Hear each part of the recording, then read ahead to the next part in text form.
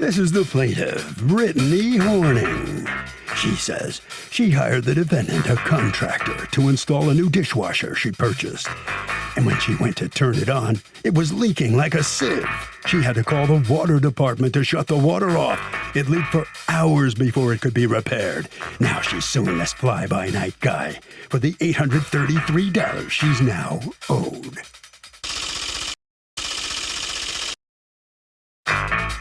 This is the defendant, Gerald Jackson. He says the woman's problem was in the basement with a leaky water valve she had. The plaintiff knew the old water valve leaked, but she said it was fine because it was just a slow drip. Obviously, that must have changed. He's not responsible for her leaky water valve that failed, and he owes her nothing. He's accused of having water everywhere.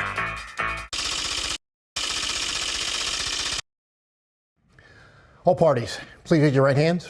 Welcome back to the People's Court. Next case on the docket, the plaintiff hired the defendant to install a new dishwasher and says that the dishwasher caused a huge flood on Thanksgiving Day, no less. But the defendant says the problem the plaintiff had wasn't with his dishwasher installation. It was due to a leaky valve in her basement. It's the case of my dishwasher's a turkey.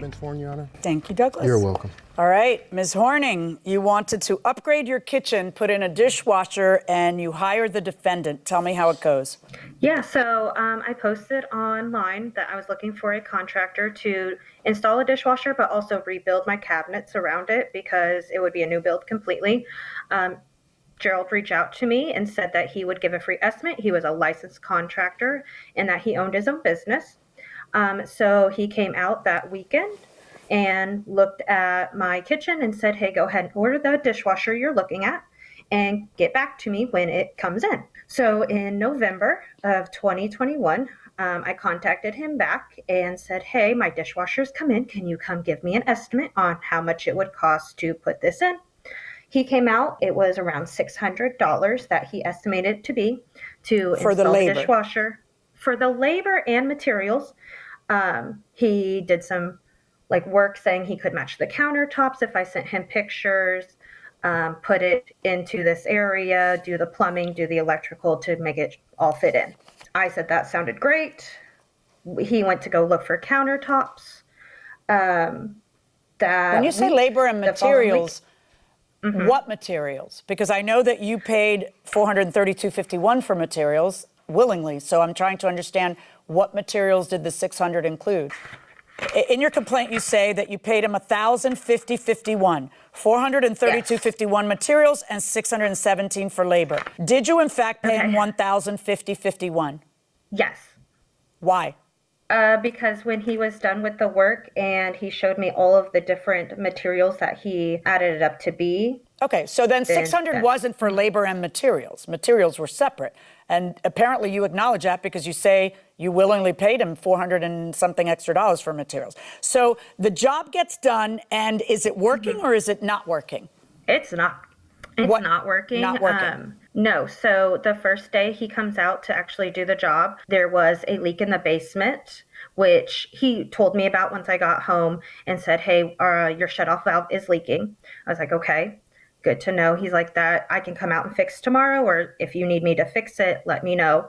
So went to go turn on the dishwasher after he left, and he said that it could be that you have to unplug it, plug it back in because the electrical outlet is under the sink, and that if any kind of water drips down, it might have a power surge, and that's what the surge outlet's for. You might have to push a button sort of thing. So I went to go try to start it.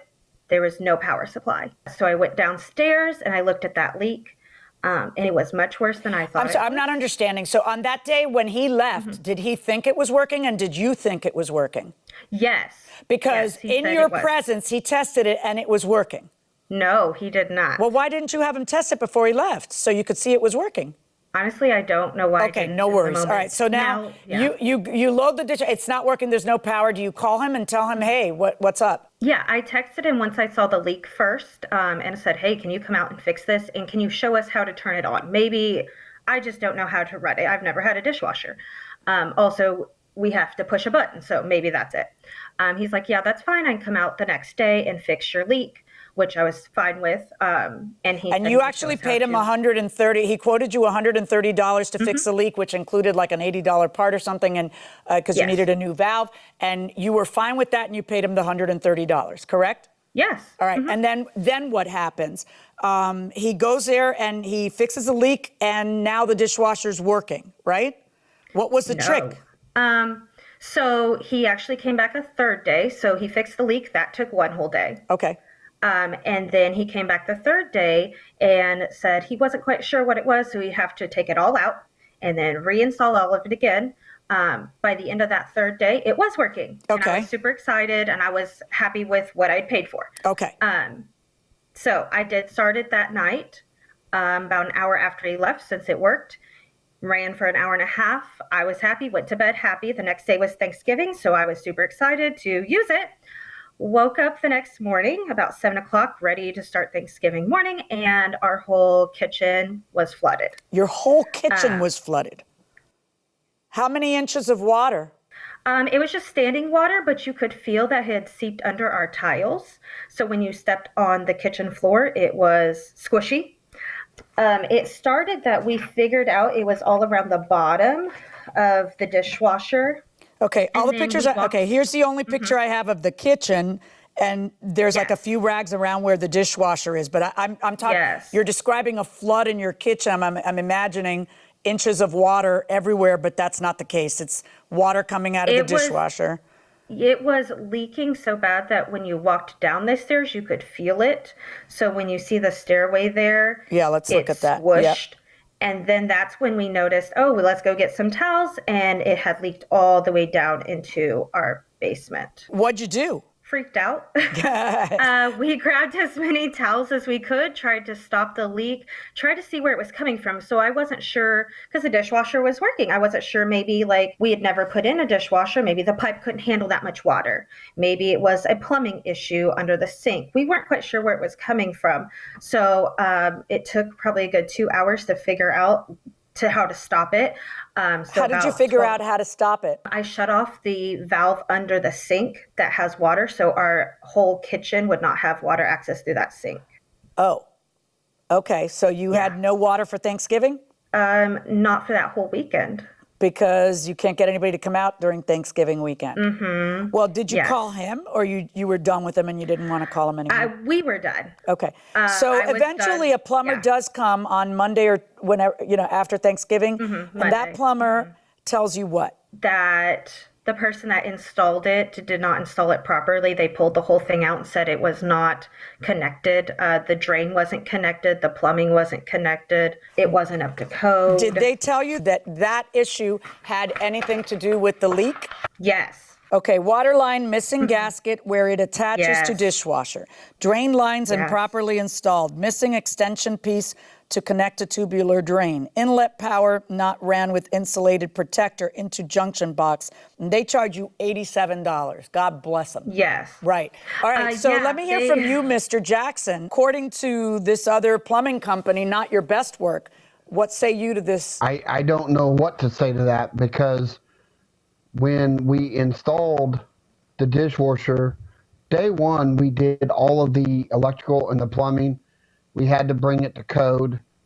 We noticed that Miss Harding had a electrical problem in her kitchen, and we had to figure that problem out, which wasn't part of the original job. And once we got that all figured out, I informed her that we got the electrical back on, her refrigerator was working, and that I needed to go get the parts for plumbing, because the dishwasher did not come with what you would expect it to come. Right. It didn't come with any. Okay, and that's one of the things, Ms. Horning, that you're suing for is, well, he made me pay for a kit and the dishwasher came with a kit.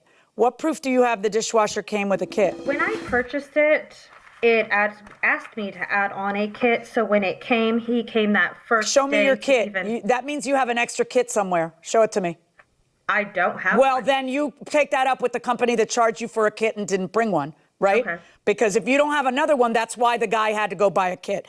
Now you're also suing for an outlet, power box, and cover plate. Was there an outlet that you installed? And if so, where was it, Mr. Jackson?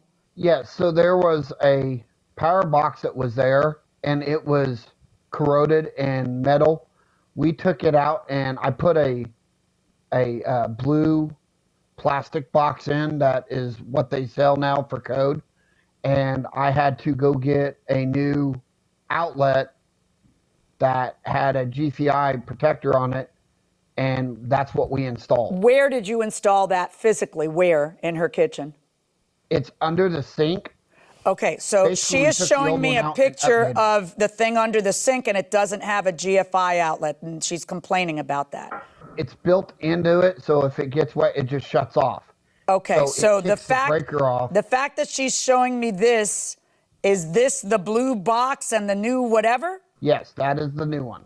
Okay, so it's built into it. So I am not going to see it looking like this one that has buttons you push. Why not? That's usually what I see when it's GFI protected. Well, there are different kinds, and if you get the one with the actual button in it, it's a lot higher than the other one that I put in. And I was trying to save the customer money because we were out of pocket. Okay, I'm going to need to see. The only thing I estimate. saw was a receipt you gave her with all these prices. Do you have the receipts from actually purchasing this? I don't with me.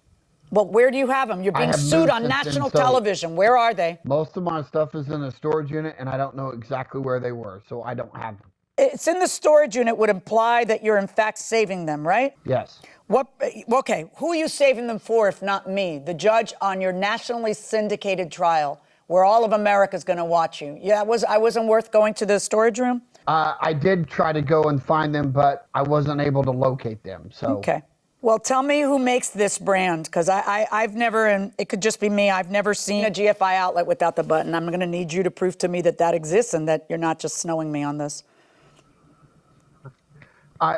Did that end up getting changed by the other company? No, they actually fixed all the wiring that goes behind the wall there so that it's wired into the dishwasher and I don't have to always push a button to turn it on. All right, so the new plumber comes out time 1 and time 2, and that costs you $194 to fix stuff. Yes. All right. So you're suing for $833, and I'm trying to understand why. The dishwasher kit we've gone over, the outlet power box. If you're given the $194, then that takes care of any problem with that. So you've added in $500 for mental anguish. Yeah. Because what? Well, because we had a whole sink full of dishes after Thanksgiving. He was here more than a week to try to fix multiple problems. Didn't he also fix problems that had nothing to do with him, like trying to fix your electrical problem in order to be able to get you a dishwasher? And he's wasted the entire day there, and I don't know. Oh, that did not take a whole day. That was that last third day.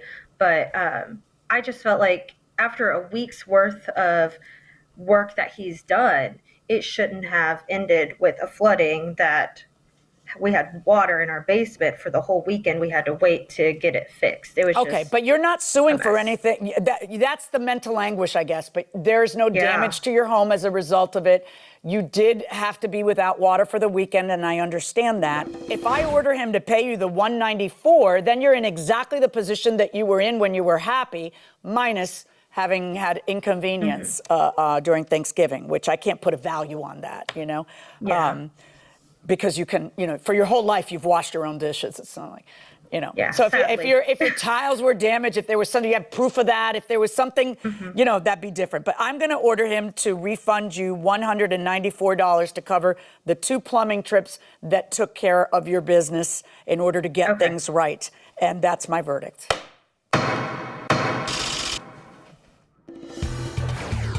So the judge orders the defendant to pay back the plaintiff $194. Mr. Jackson, you heard the judge. What's your opinion?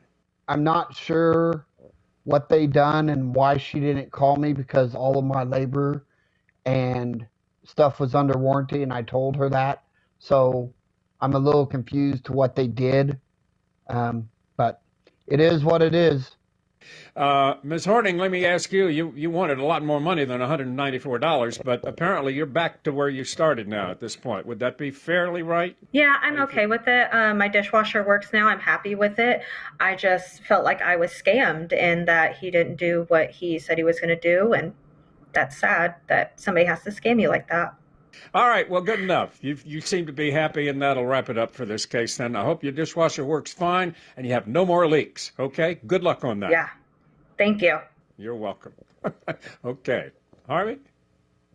Doug, this raises an interesting issue about when you have to let somebody back into your house to fix something that they did improperly in the first place.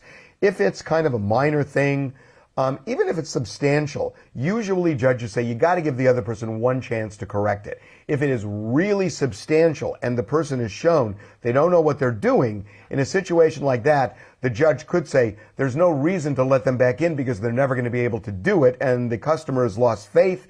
And as a result, as in this case, the judge said, look, I'm going to give you the money, you hire somebody else, and you fix the problem. Do you have any advice for someone going into law school during the pandemic?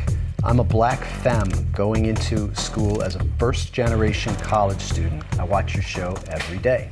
Oh, God bless her. We actually have a daughter who spent 2 out of the 3 years of law school remote. Right. And it's very hard because law school is a place where a lot of the learning is that you're in a room with a lot of minds debating, arguing, right, and kind of gelling your thought process as a lawyer, and you miss that online. Right. Plus the clinical aspects of law school, where you're actually out and you're either in a clinic practicing law effectively or getting your moments in the courtroom and arguing cases, and the moot court component, which is where the lawyers take made-up cases and they take positions and argue them and brief them. Right. Those kind of things are you just lucky can't for do our that daughter. She is doing her clinical now, and she's able to do it because the DC courts are open. So my answer to this person is, hopefully things are looking up and it's not going to get worse, and everything will be great. So you won't be going to law school during a pandemic. Right. But my advice to her, which I gave to my daughter, is you have to be extra outgoing in terms of bonding with other people, in terms of study groups. Right. You have to make your own places where your mind is being exercised that way. So you may not have it in a 150-person room, but you at least have it in your own individual study group where you're debating, and you have to really pipe up remote on your class, where everyone is like basically lying down in their bed and turning off their picture. Absolutely. Don't do that. You have to participate because that's an enormous part of law school. I agree, and honestly, I learned more in law school in the clinical aspect of it, I think, than I did in the classroom. And maybe the best thing that ever happened to me was being in a small courtroom in Chelsea, Massachusetts, arguing a position in court as a law student, and having the judge literally yelling at me, red-faced, etc., and kind of a trial by fire thing. It prepared me better for being a lawyer. It prepared me for arguments with my wife. Yeah. I actually had my first 12-person jury trial after my last final. Did you really? Yeah. So the 2 weeks that everybody was partying, I was trying a case for 4 or 5 days. That's dedication. That is dedication, but it was kind of fun because all my friends came to the courtroom to watch the entire time.